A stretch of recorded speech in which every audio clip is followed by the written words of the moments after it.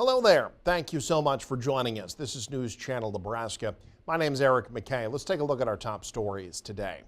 Tropical storm Debby continuing to move slowly through the southeast U.S., bringing with it historic rainfall. It's heading into the Atlantic Ocean, expected to regain strength and reverse course, heading back into South Carolina. Ivan Rodriguez has more from Charleston. Tropical storm Debby is bringing with it a fire hose of water onto the South Carolina coast. Charleston Mayor William Cogswell says the city now faces one of the final stretches of what feels like a never-ending storm. While we think we're going to be out of the worst of it, particularly as it relates to flooding, we cannot be absolutely certain. More than a foot of rain has already fallen across Florida and South Carolina, leaving some areas underwater. The storm has also resulted in at least 4 deaths in Florida and 1 in Georgia. South Carolina has no reported deaths or injuries, as well as no local evacuation orders, according to Governor Henry McMaster, who also asked people to respect barriers placed on certain roads. I ask everybody to remember somebody made a decision, competent people, to put that barricade there for a reason. Don't drive around the barricade. Don't drive through water. Don't walk through water like that. Be very careful. With the storm back over the Atlantic, it's expected to regain strength before making a second landfall Thursday on the South Carolina coast. The governor says it's crucial people don't believe the worst of the storm has passed. We're confident there's going to be flooding.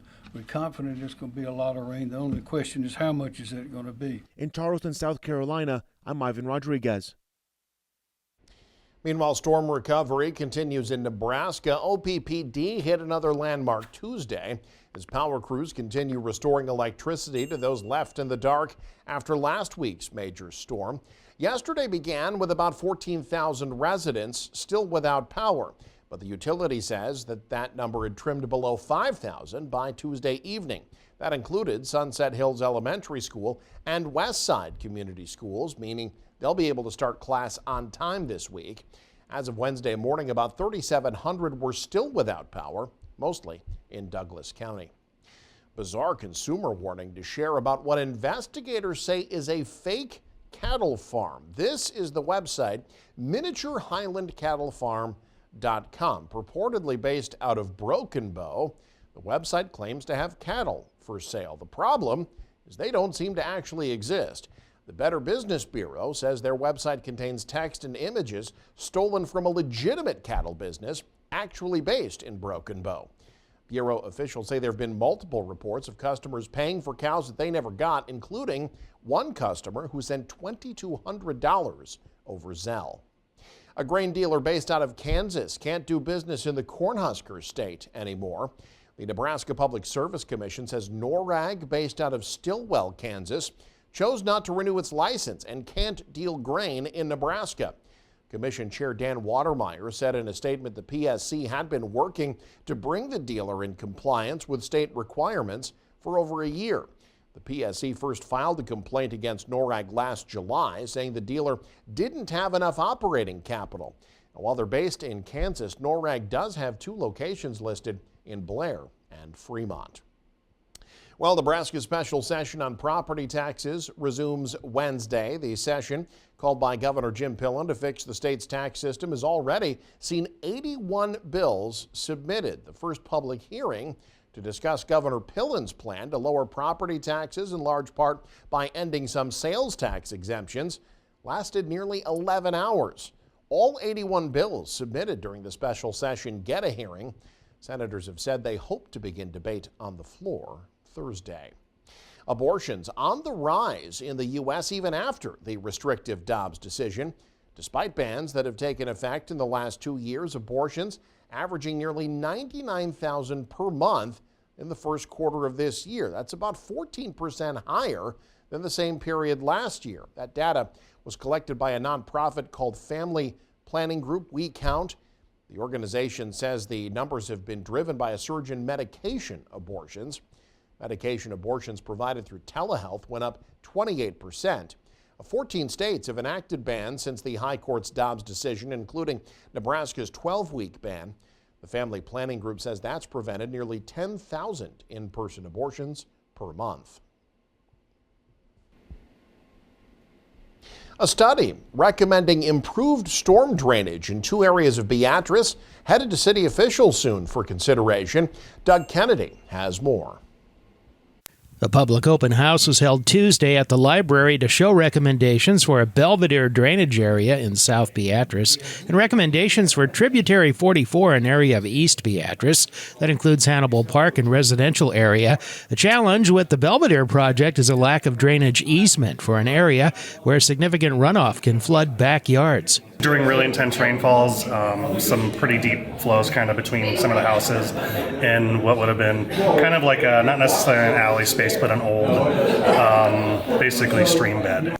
The focus is to improve stormwater handling facilities already on public property. Recommendations are to enlarge existing storm sewer capacity and install 2 new culverts on Marlborough Avenue and Sharpless Street. In East Beatrice, the challenge is keeping excess water from pouring through a residential area to the south of Hannibal Park. There's a fair amount of drainage coming in from upstream into a very developed area, and so that developed area doesn't really have capacity to handle that. And so kind of what we looked at were some storage solutions upstream and some pipe improvements throughout. With recent federal regulations for controlling stormwater runoff, one method is creation of retention or detention ponds. The recommendation is for water detention between Lincoln and Hoyt Streets around the Hannibal Park and Beatrice State Developmental Center area. From Beatrice, Doug Kennedy, News Channel, Nebraska. Tuesday was National Night Out with first responders all over Nebraska taking part. In an effort to create better relationships with the community, police and state patrol officials met in Beatrice, interacting with the public at Charles Park Tuesday night. Police officials in Beatrice say it's a good way to build a bond with the city's citizens. It's just a way for the police and the neighborhood to meet in a positive way. We could talk, maybe they have some issues or any other questions they want to ask us. So just a good way to meet and have a good time. Departments had giveaways and information for the public at booths set up throughout the park. Murphy credited Officer Brittany Rue for her efforts in making the event possible. Beatrice, one of 32 Nebraska communities taking part in National Night Out, as was Grand Island, whose residents now more familiar with the police and its resources after National Night Out on Tuesday.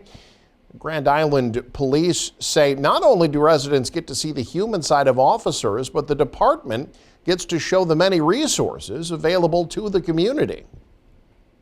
Because they come out and see people sometimes at their worst moment in a crisis situation, and we need the equipment to get there. We need the equipment to handle the situation, and so it's a good opportunity for the community to come and see what they're paying for.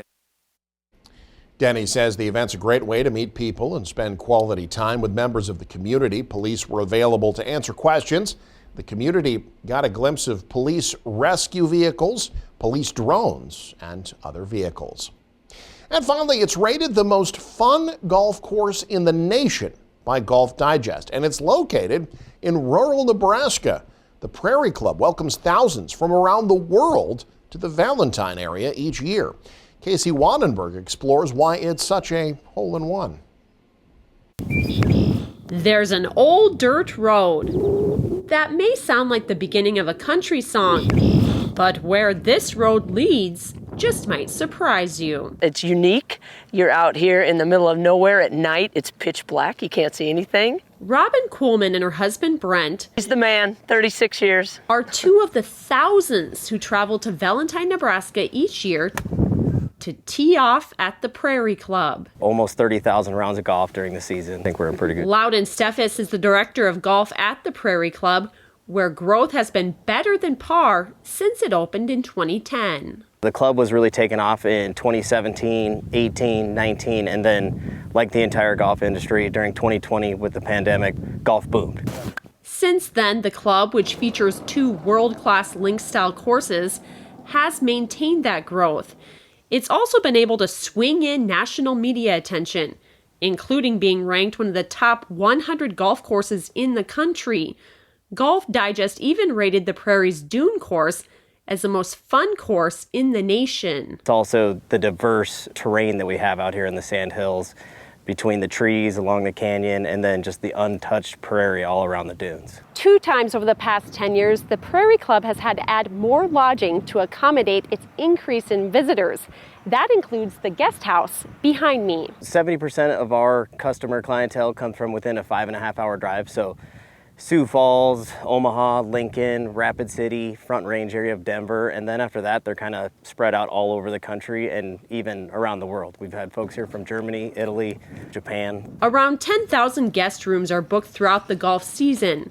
Guests who say this club hits a hole-in-one for those looking to have a little fun on the links. It's a wonderful place to come and get away from everything. Proof that you can never judge where a road might lead you. Near Valentine, Casey Wannenberg, News Channel, Nebraska. And you can stay up to date with the very latest by following us online. Head to newschannelnebraska.com, click on the News tab there. You can also follow us on X, like us on Facebook and Instagram as well. Thanks for joining us. Have a great day. You're watching News Channel Nebraska.